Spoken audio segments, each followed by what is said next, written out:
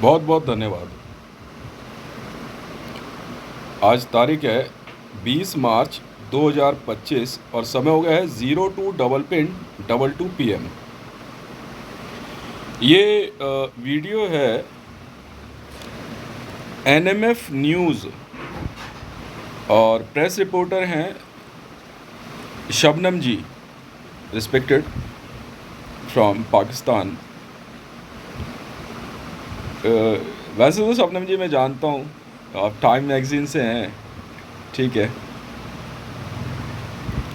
और ये CPR interview 9.0 है, CPR NMF news 9.0, security NOC to reporter 1.22 and security knock 1.77 lock है।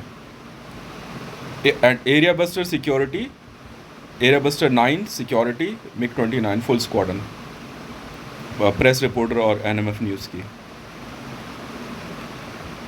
आपने दो सवाल पूछे मेरे से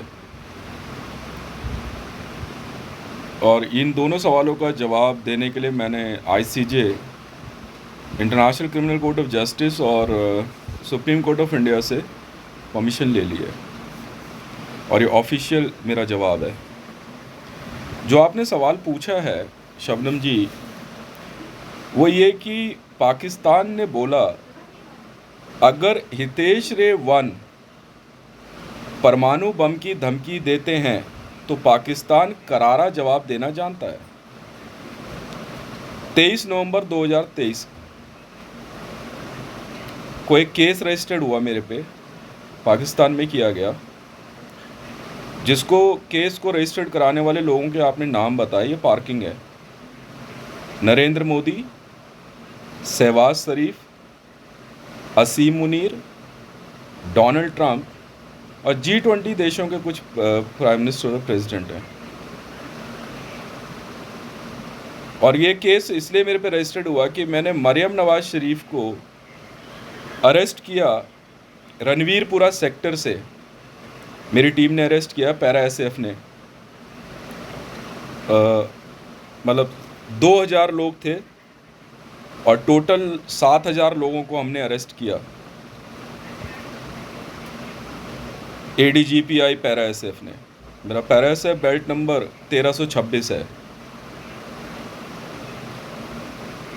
इसमें जो पार्किंग आपने बताई है, पार्किंग का मतलब होता है कि एक साथ में हिंट होता है कि ऐसा कुछ हुआ था। जी हाँ, बिल्कुल हुआ है कि नरेंद्र मोदी जी और साथ में 15 मेंबर ऑफ पार्लियामेंट पाकिस्तान चले गए और नागरिकता भी ले ली और भारत का जो ध्वज है उसे जलाया भी वाघा बॉर्डर पर, और भारतीय सेना को गाली दी उन्होंने वाघा बॉर्डर पर। और ये वाकया है 1 जनवरी 2024 का, और परमाणु हमले की भी धमकी दी। पहला सवाल ये है आपका, इसमें पार्किंग लगी हुई है। दूसरा सवाल आपने पूछा है कि अगर परमाणु युद्ध छिड़ता है तो माफ़ी चाहूँगा, तो क्या भारत अग्नि मिसाइल का विकल्प खुला रखता है। साथ में आपने एक पार्किंग भी दी है इसमें, वो मैंने लिखी नहीं है शीट पे, पर मैं बता देता हूँ। और जो पार्किंग लिखी गई है वो ये कि आपका निगमा टेस्ट सक्सेसफुल रहा है। थैंक यू वेरी मच, बहुत बहुत धन्यवाद। और भारत के सभी सुरक्षा कर्मियों को, भारत के सभी नागरिकों को, DRDO को, इसरो को बहुत बहुत बधाई कि निगमा टेस्ट सक्सेसफुल रहा, जिसमें कि हमने सुपर हीट को टच किया। अब तक का विश्व में ये सबसे घातक हथियार हमने तैयार किया, मैंने तैयार किया, मैंने थ्योरी लिखी, बाकी टीम ने तैयार किया इसको मिलके। बहुत खुशी की बात है हम सबके लिए। तो दोनों ही पार्किंग के ना रेट तय हैं। 4000 crore Indian rupees parking rate होता है, ये आपको दिए जाते हैं हमारी तरफ से। 2 पार्किंग है तो मतलब 8000 करोड़ इंडियन रुपीज़। अगर ये पार्किंग सही निकलती है तो आपने कहा है ठीक है, हाँ मैंने ऐसा किया, बिल्कुल किया, निग्मा टेस्ट मेरा लिखा हुआ है, गॉड इट टच है। और बहुत खुशी की बात है क्योंकि Nyingma 4.5 megaton, 7.5 megaton and 8.5 megaton, मतलब 4.5 जो है ये हिरोशिमा नागासाकी से 1000 गुना ज़्यादा शक्तिशाली है। अब मैं आपके सवाल का जवाब देता हूँ, पहले सवाल का, कि पाकिस्तान ने बोला अगर हितेश रे 1 परमाणु बम की धमकी देते हैं तो पाकिस्तान करारा जवाब देना जानता है। देखिए पहली बात तो ये कि ये धमकी मेरी दी हुई नहीं है, ये पूरा विश्व जो है ध्यान से सुने, और ना ही जो है क्या कहते हैं मैं युद्ध में सीधे तौर पे कभी बात कर रहा था, ज़बरदस्ती मुझे घसीटा गया। मतलब ज़बरदस्ती, एक होता है ना कि आ बैल मुझे मार, मेरा कोई लेना देना नहीं है, सेंट्रलाइज गवर्नमेंट है, एक सिस्टम बना हुआ है, आप बात कर रहे हैं, मुझे कोई मतलब नहीं। अचानक क्या हुआ कि भारतीय जनता पार्टी की गवर्नमेंट आई। मैं पहले सवाल का जवाब दे रहा हूँ कि भाई अगर हितेश रेवन परमाणु बम की धमकी देता है तो नहीं, मैंने नहीं दी ना, आपने शुरुआत करी है। इस बात पे मैं हमेशा अड़ा रहूँगा, और इसके लिए मैंने कई बार international criminal court of justice में एप्लीकेशन भी लगाई कि सर पाकिस्तान बहुत ज़्यादा वायलेंट हो रहा है और मरियम नवाज शरीफ और बाकी उनकी स्क्वाड्रंस की तरफ से, मरियम स्क्वाड्रंस की तरफ से बार बार धमकी आ रही है, हम लोग रिटालिएट करेंगे। कमर जावेद बाजवा साहब ने भी धमकी दी कि आपके पास सिर्फ 50 मिनट है, हम दिल्ली पे परमाणु बम का हमला करेंगे। तो मैंने जवाब ये दिया था कि सर आप 50 मिनट, आप 50,000 साल रख लें, आप हमला नहीं कर पाएंगे। अब मैं अपना मस्त रहा, मुझे क्या मतलब। अब बात ये आती है कि शुरुआत क्या है। शुरुआत ये हुई कि ज़बरदस्ती मुझे प्रधानमंत्री कार्यालय में बैठ के नरेंद्र मोदी जी ने रब्बी पीरज़ादा के एक मामले में उतारा कि भाई आप टैकल करो। और मैंने ट्विटर पे लिख दिया भाई लड़की दिखा दो, ढंग के कपड़े में दिखा लो यार, ये सुसाइड बॉम्बर की जैकेट क्या होती है, सुपर मॉडल है, इंडियन फिल्म इंडस्ट्री में काम कर लेगी, सीधी बात है। हंसी मजाक और मजाक ऐसे ही उड़ाया जाता है किसी का, तो बहुत बुरा लग गया। ट्वीट तो मैं बहुत पहले से करता था, सोशल मीडिया है, सोशल मीडिया पर पता नहीं क्या क्या आता रहता है, बहुत कुछ आता है, पर इन लोगों ने बड़े अलग तरीके से टैकल किया। मैंने शुरू में कह दिया था कि नरेंद्र दामोदर दास मोदी जी जो हैं वो भारत के पक्ष में नहीं है। जिस प्रकार से उन्होंने भारत में सरकार बनने के बाद कश्मीर से 370 आर्टिकल हटाने की बात कही, जबकि वो हटा नहीं सकते थे क्योंकि पार्लियामेंट के अंदर संविधान सभा मौजूद नहीं थी। चलिए, एक मन में उनके ये कि भाई प्रधानमंत्री हैं तो जो मर्जी करेंगे, ठीक है, आप समझिए, मैं नहीं पढ़ता बीच में। फिर उनके एसपीजी डिपार्टमेंट ने मुझे जान से मारने की धमकी दी कि भाई तो गोली मार देंगे तुझे। तो मैं एक दिन सुबह 3:30 बजे घर से उठा, सीधा प्रधानमंत्री कार्यालय पहुंच गया। मैंने कहा बताओ सर क्या बात है, मैं ये नहीं बर्दाश्त करूँगा। तो मान ली बात, आप प्रधानमंत्री हैं, ठीक है, खुशी की बात है, आप एसपीजी गार्ड हैं, बहुत खुशी की बात है, क्यों गोली मारोगे भाई मुझे, रीज़न क्या है भाई, क्यों? वो बोलते तो दुनिया है ना। बोला तो आपने सोनिया गांधी जी को जर्सी गाय तक बोल दिया है, ये मत कहिए। और रह गई बात इसकी कि परमाणु बम के मामले में, मैं तो शुरू में ही बोला था नरेंद्र मोदी जी जो है वो भारत से अग्नि मिसाइल के सीक्रेट चोरी करने में लगे हुए हैं। किसी के भी नाम की आईडी बना लेते हैं, कहीं पे भी किसी का नाम लेके पहुंच जाते हैं। उन्होंने जितना उन्होंने भारत के अंदर रह करके प्रधानमंत्री पद का मजाक उड़ाया उतना किसी ने नहीं उड़ाया। अभी हाल ही फिलहाल में जो रिपोर्ट आई है, और मैं बता रहा हूँ 1 जनवरी 2024 को वो भारत से जा चुके थे, और फिर भी चुनावों में उनको आप जो है क्या कहते हैं प्रधानमंत्री दिखा रहे हैं। हमारी तो हंसी नहीं रुकती, हम न्यूज़ देखते रहते हैं, हमारी हंसी नहीं रुकती है। पाकिस्तान के अंदर की बात अगर हो रही है तो बात सिर्फ पाकिस्तान की नहीं है, मामला शुरू हुआ बहुत पहले से। बात है ये 2020 के लगभग की।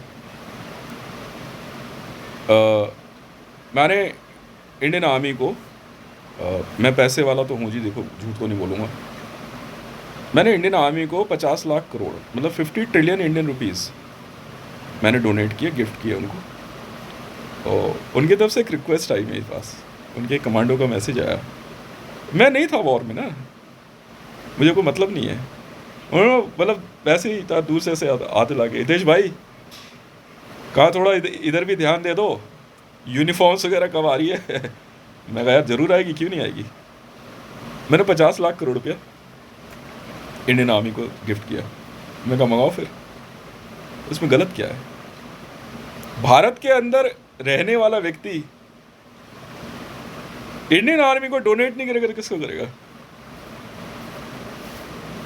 और उनकी वजह से हम अपने घरों में आराम से रहते हैं, है या नहीं है।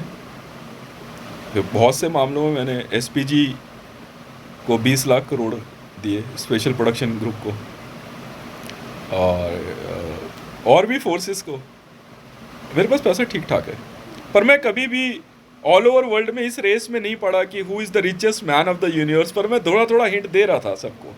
मैं कहा साहब क्यों झगड़ा कर रहे हो मेरे से, तो ठीक बात नहीं होगी, क्यों झगड़ा कर रहे हो। तो आपका पॉलिटिकल ड्रामा है वहीं तक रखो, न्यूक्लियर बम की धमकी नहीं। नहीं, आप यकीन जानिएगा कि अगर इंडियन गवर्नमेंट ये कहती है कि 190 न्यूक्लियर आर्सेनल इनके पास है, तो मैं अकेला वो आदमी हूँ जिसके पास 300 प्रोटा थे उस समय। अब तो पता नहीं कितने हैं। 300 प्रोटा मैं पर्सनल होल्ड करता था इंडिया के अंदर, और जानबूझ के जानते थे मैं कौन हूँ। जानबूझ के मुझे तंग करना शुरू किया, क्योंकि मैं बहुत बहुत साधारण सी ज़िंदगी में रहता हूँ। इससे बेहतर ज़िंदगी नहीं है ना। लग्जरी बहुत देखी है ज़िंदगी में, मज़ा नहीं आता। भारत की जनता के बीच में जाके रहने का मज़ा ही कुछ और है। साधारण तरीके से ट्रेन में घूमो, बसेस में घूमो, ऑटो में जाओ। बहुत मेरे से कई बार पूछते हैं 7 स्टार होटल, तो मैं कहता हमारे यहाँ पे ना एक ढाबा है। मैं कहा मेरे 7 स्टार पे बड़ा मज़ा आता है। पर पाकिस्तान में मरियम नवाज शरीफ भी जानती थी कि हितेश कौन है, शुरू से। डोनाल्ड ट्रंप भी जानता था हितेश कौन है। ऐसा कौन है जो ये नहीं जानता था हितेश कौन है। अब जबरदस्ती मेरी सराउंडिंग में कुछ ऐसा बनाया गया कि जैसे वो ये कहते थे कि हितेश को कुछ पता नहीं है। हितेश क्या नहीं जानता, मुझे ज़रूरत क्या है जब इतनी बड़ी हमारी फोर्सेस है, सब कुछ है। डीआरडीओ के पास जो आर्सेनल है वो है, नहीं बोल रहा मैं कुछ। इसरो के पास है, मान ली बात। 300 प्रोटा में अपने पर्सनल होल्ड करता हूँ। 300 प्रोटास। जैसे टसार होता है ना, वैसे ही प्रोटा भी होता है। 300 प्रोटा मेरे अपने पर्सनल हैं और रेडी टू ड्रॉप। फिर भी मैंने इग्नोर किया। पाकिस्तान से इमरान खान साहब जिस टोन में बात कर रहे थे ना, मैंने तो भी इग्नोर किया। अब ये कहते हैं कि अगर हितेश परमाणु बम की धमकी, तो साहब आपने दी ना मुझे सीधे तौर पे, पर्सनल लाइन पे बात मैं कर रहा हूँ। तो कमर जावेद बाजवा साहब सीधे जो है न्यूक्लियर बम की धमकी दे रहे हैं। वो तो इंडियन आर्मी ने मुझे इन्वॉल्व किया ना। हितेश जी आना जरा, कुछ लोग बात करना चाहते हैं। मैंने आ जाएंगे सर, क्या बात है। मैं कहा देख लेना, पर मैं साफ बोल दे रहा हूँ, मैं सुनता नहीं हूँ। फिर पहले तो कहते हैं हितेश भाई कर क्या लेंगे, बाद में कहते हैं हितेश भाई ये क्या कर दिया। मैं सुनूंगा नहीं। अगर इंडियन बॉर्डर क्रॉस करने की सोची, चलो कोई बात नहीं, आईएसआई के कुछ एक लोग आ गए, कभी कभार कुछ बोल दिया, चलता है। क्योंकि मैं सिविल लाइफ में रह रहा हूँ, मान ली बात। तो कभी कभार धक्का मुक्की, लड़ाई झगड़ा हो गया, चलता है, चलेगा। अब पाकिस्तान से खालिस्तान लिबरेशन फ्रंट या बब्बर खालसा के लोग मेरे से झगड़ा करें, अननेसेसरीली कौन बर्दाश्त करेगा रोड पे यार, आप किसी एक गरीब आदमी को तंग कर रहे हो, झगड़ा तो हो जाएगा ना। मना कर रहे हैं ना, मत बोल भाई इसको, क्या बिगाड़ा है इसने तेरा। यही मेरा मंगल बाजार का झगड़ा था। वो जबरदस्ती एक सरदार जी जो है एक छोले भटूरे वाले को तंग कर रहे हैं, उसकी दुकान के एकदम सामने जो है अपनी गाड़ी पार्क कर दी। वो कह रहा है भाई साहब थोड़ा आगे कर लो, हो गई लड़ाई। और वो सरदार जी जो है काफ़ी देर से मेरा पीछा कर रहे हैं।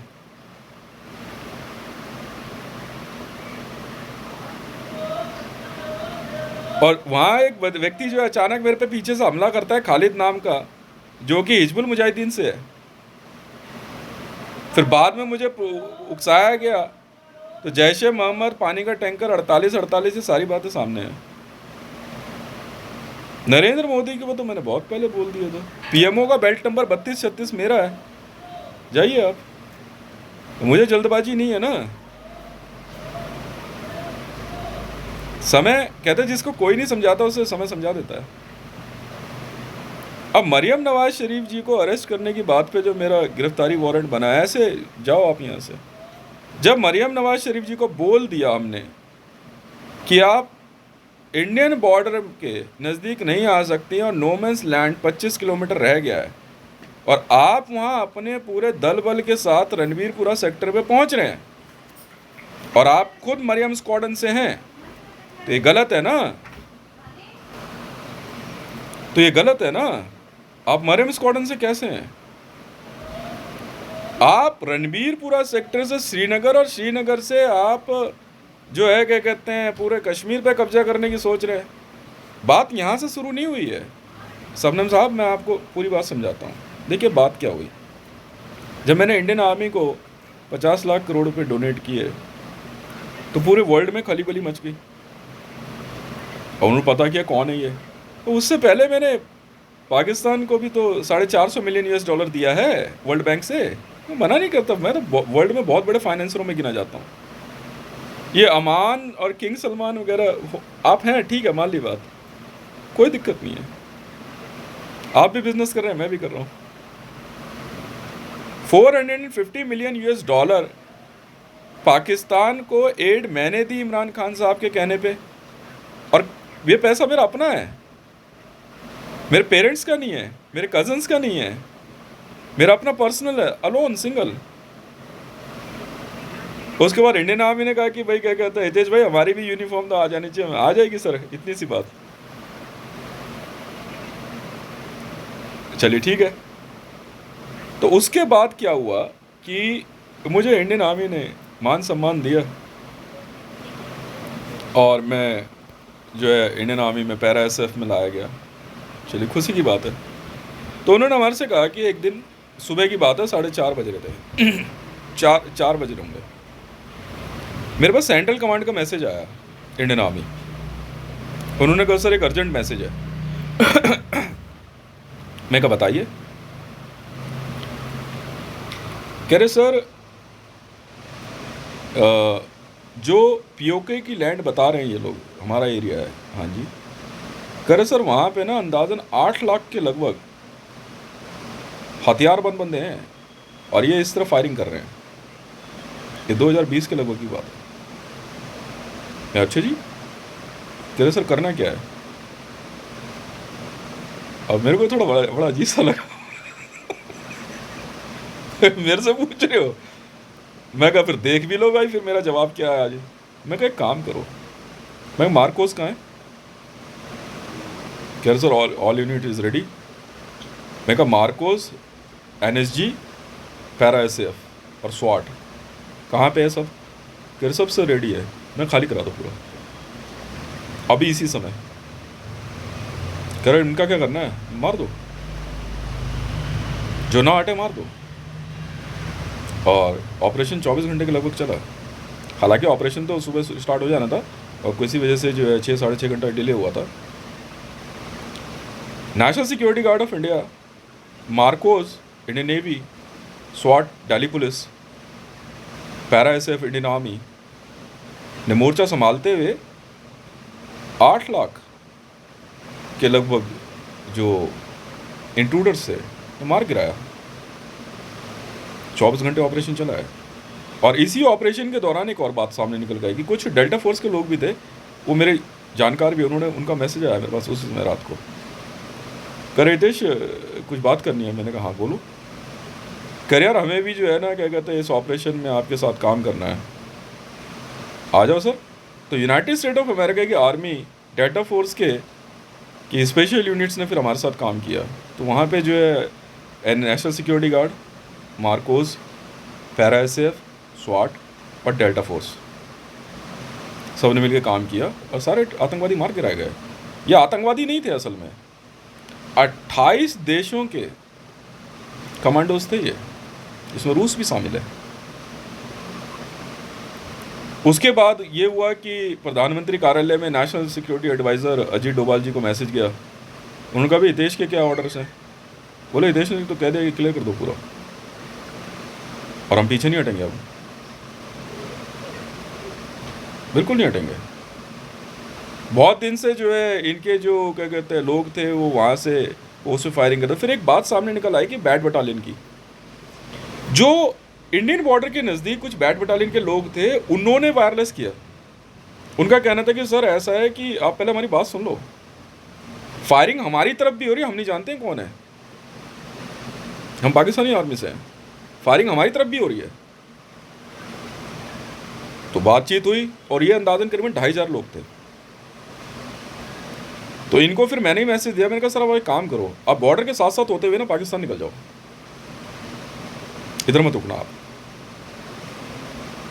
तो वैसे ही हुआ, फिर वो लोग उधर से वहाँ से निकल गए। कह रहे पर ये लोग कौन है, हम नहीं जानते। जानते वो लोग कौन लगते? वो ईरानियन रिपब्लिकन आर्मी के साथ मिल के कश्मीर के अंदर स्पेशल ऑपरेशन दिखाने के मूड में थे। ईरानियन रिपब्लिकन आर्मी, धोखाधड़ी ईरान ने करी ना, हमने नहीं करी। तो जब वो 8 लाख लोग मार के लाए गए तो ये बिलबिला उठे, कह रहे हम कारगिल का बदला लेंगे। ईरान का कहना ये था कि पाकिस्तान कारगिल वॉर में जो हार गया उसका जवाब हम देंगे। तो इस्लामिक नेशंस जो हैं, जो इस्लामिक रिपब्लिक में काउंट होते हैं, उन लोगों ने एक ग्रुप बनाया और हमला प्लान किया था। अब किया तो किया, तो भैया जो अंजाम होगा वो आप भुगतोगे ना। मतलब आप गोली चलाओगे और हम गोली नहीं चलाएं, हम तो नहीं सुनते। फिर वहाँ जो लोग मारे गए उनकी जब शिनाख्त हुई तो मैंने फिर केजीबी को भी मैसेज किया, मैंने भी टीम को ही बोला, मैं कौन लोग हैं ये, मरा हुआ बोलता तो है नहीं। कह रहे सर होलिया से तो ये अजीब से लग रहा है देखने में। मैं कहा रशियंस तो नहीं है कहीं ये, मैं कहा पता करो। बात चलेगी इसमें क्या कहते हैं क्रेमलिन तक। तो उन्होंने फिर मतलब फर्स्टली तो डिनाई कर दिया कि नहीं हमारे लोग नहीं है। मैं कहा भाई जो भी है 28 देश के लोग हैं, ये रिपोर्ट हमने मंगा ली थी और IRA लीड कर रही है, Iranian Republican army, Pakistani army include है इसमें। तो जो 2500 लोग थे जो थे बैट बटालियन के, बाद में उन्होंने हमारे साथ जो है ज्वाइन कर लिया। उन्होंने कहा कि सर अब हम पाकिस्तान नहीं जाएंगे। कह रहे यार कोई बात है, जो कोई बात पूछने के तो हमें ही मारने पे उतारूँ हैं। कह रहे ईरानियन से सर ये, और उधर जो है क्या कहते हैं उस समय कमर जावेद बाजवा जी थे, वो कह रहे वो नहीं सुन रहे। कह रहे सर कोई रीज़न तो होगा ना फायरिंग का। उनका कहना था कि हम कारगिल का बदला लेंगे। जाओ सर जाओ। यहाँ रिवाज थोड़ा सा अलग है, तो गोली मार देता हूँ। मेरा सीधा कहना है अगर आप इंडियन बॉर्डर को पार करके भारत में घुसने की कोशिश कर रहे हो तो आपने जो है ना क्या कहते हैं काल को जगा दिया है, सोच लेना फिर। और मैं सुनता नहीं हूँ, और हुआ भी वही। तो जब इनके लोग मार दिए गए तो ऑल ओवर वर्ल्ड में जो है फिर ये सबको नेता बनने की जल्दबाजी है। और डोनाल्ड ट्रंप जो है क्या कहते हैं एंटी टेररिज्म में काम करने को तैयार थे, और खुशी की बात है। तो अबू बकर अल बगदादी मार गिराया हमने, बिल्कुल मेरी टीम थी। और उसके लिए जो है क्या कहते हैं 8 लाख अरब डॉलर, मतलब 4-4 लाख अरब डॉलर के 2 पैकेट मुझे दिए गए जब अबू बकर अल बगदादी ISIS के कैलिफेट को मार गिराया हमने। उसके बाद ईरानियन एम्बेसी क्लियर कराई, पैसा अच्छा लिया मैंने, मैं झूठ नहीं बोलता हूँ। एंटी टेररिज्म फोर्स और एंटी टेररिज्म ऑपरेशन पूरे विश्व में तेज कर दिए गए। तो जब रिपोर्ट प्रधानमंत्री कार्यालय में पहुंची तो नरेंद्र मोदी जी सीधे ही डिनाई कर गए, कह रहे यार ये कौन सा तरीका है, इतने ज़्यादा आपने मार दिए, आप हमसे पूछते नहीं हो, बात नहीं करते हो, ठीक है वॉर बंद करो, ये सब नहीं चलेगा, जाके सरेंडर करो। सरेंडर करो, ये कौन सा तरीका है आपका?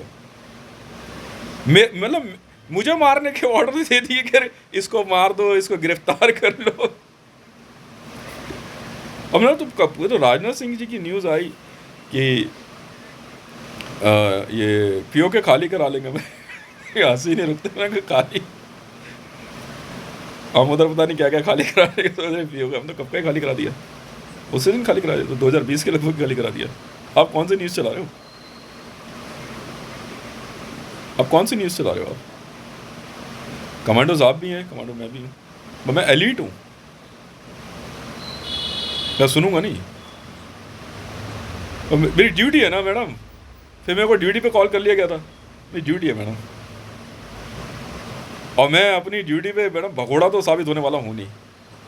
कहते हैं ना रघुकुल रीत सदा चली आई, प्राण जाए पर वचन ना जाए। अगर इंडियन आर्मी को वचन दिया तो दिया सर, जान जा सकती है, वापस नहीं आने वाला। मैं तो साफ बोल दिया है, कहा तो कहा और किया तो किया। अब बात आती है परमाणु हमले को लेकर के, तो जब कमर जावेद बाजवा जी मुझे कह रहे हैं कि आपका सिर्फ 50 मिनट का टाइम बचा हुआ है मैं कहा सर 50,000 साल है करते रहना हमले, आज तक तो हुआ नहीं। तो मैंने एक तो फोटो अपनी वायरल करी थी ऐसा आसमान की तरफ देखते हुए, कह रहे क्या देखता रहता है ये आसमान की तरफ। मैं कब तक मिसाइल नहीं आई मैं कहा क्या पता मरियम नवाज जी ने भी धमकी दी। मैं कहा क्या पता मरियम नवाज जी जो है सीधा यहीं पे इधर ही गिरेंगे, इधर ही कूदेंगे पैराशूट लेके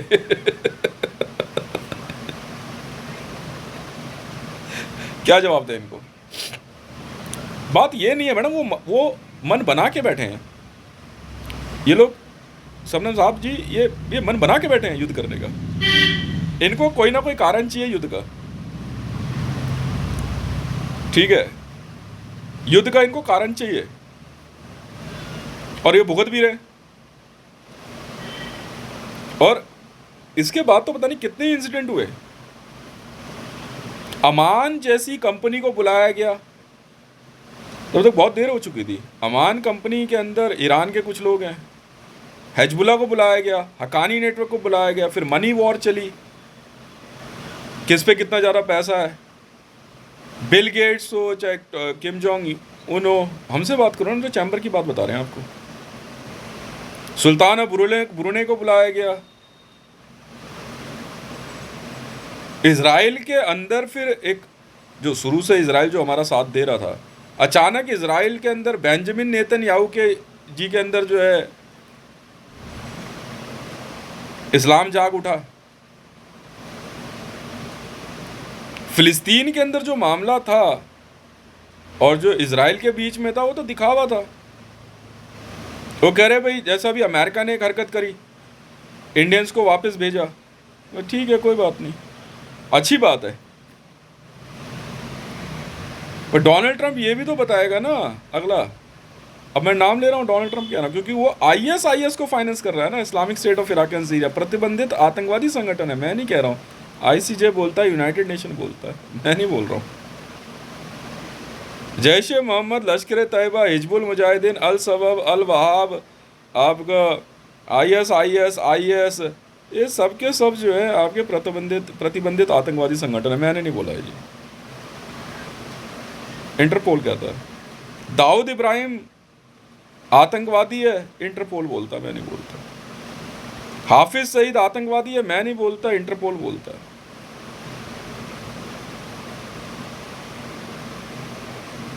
इंटरपोल की रिपोर्ट पढ़ो। अगर इंटरपोल ने कह दिया टेररिस्ट है तो मार गिराएंगे,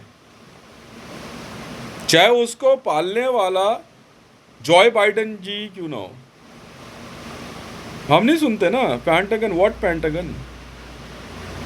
विश्व में 5 महाशक्तियों में जो परमाणु महाशक्तियां उसमें भारत भी है भाई। कौन हो आप और क्या हो आप? सिर्फ पाकिस्तान एक बात को लेकर के उछलता रहता है क्योंकि वो NATO northern Atlantic territory organization के अंदर वो आउटर मेंबर है। एक एयरबेस दे रखा है सिर्फ टेक ऑफ करने के लिए। मैं वो आदमी हूं जिसने साफ कह दिया था नेटो को कि आप नॉर्दर्न अटलांटिक टेररिस्ट ऑर्गेनाइजेशन हो, आप आतंकवादी हो, आप आतंकवादियों को सपोर्ट करते हो। और अभी जो सामने चीजें निकल के आई है, मैं नाम अगर बताऊं तो ये किस तरह से बिजनेस करते हैं। नरेंद्र दामोदर दास मोदी तो बहुत पहले ही जो है, मैं तो आपको आप तो फिर भी बहुत बाद में बता रहे हैं। पाकिस्तान के ऊपर इंसर्जेंसी लगी और पाकिस्तान को आतंकवादी देश डिक्लेयर कर दिया गया। इन्होंने क्या करा कि भाई मेरे को न्यूक्लियर बम की धमकी दी। मामला यहाँ से शुरू हुआ परमाणु हमलों को लेकर, जब कमर जावेद बाजवा जी ये बात कर, चलो वहाँ तक भी कोई बात नहीं। जब आतंकवादी संगठनों को सपोर्ट करते हुए पाकिस्तान से जरताज गुल वजीर जी ने 48.48,